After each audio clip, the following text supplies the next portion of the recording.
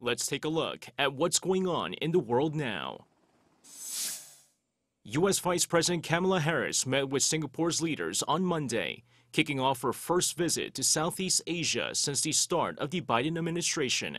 Harris met with Singapore's Prime Minister Hsien Loong, as well as President Halimah Yacob, with her talks aimed at broadening cooperation with Singapore to offer a counterweight to China's growing influence in the Indo-Pacific region. At a joint press conference with the Prime Minister, Harris took the opportunity to address the U.S.'s commitment to its allies in the region.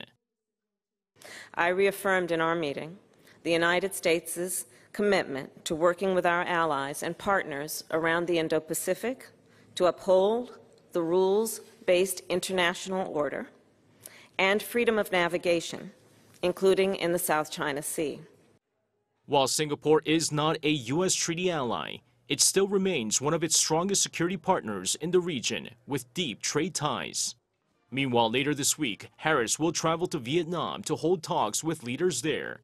Watchers say part of the vice president's task during her trip to Singapore and Vietnam will be to convince leaders in both countries that Washington's commitment to the region is firm and not parallel to Afghanistan.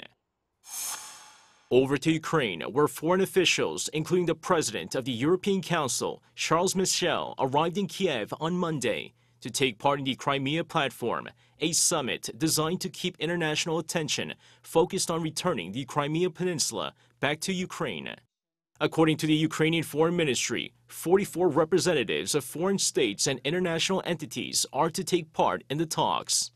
During the summit, Ukrainian President Vladimir Zelensky vowed to do everything possible to get back control of the peninsula so that Ukraine becomes part of Europe.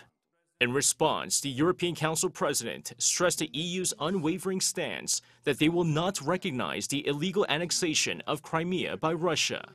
Back in 2014, Russia annexed the Crimea following the revolution in Ukraine that saw its former president and Russian ally Viktor Yanukovych ousted and the government overthrown. And finally to Haiti, where the country continues to struggle to recover from the massive earthquake that hit earlier this month.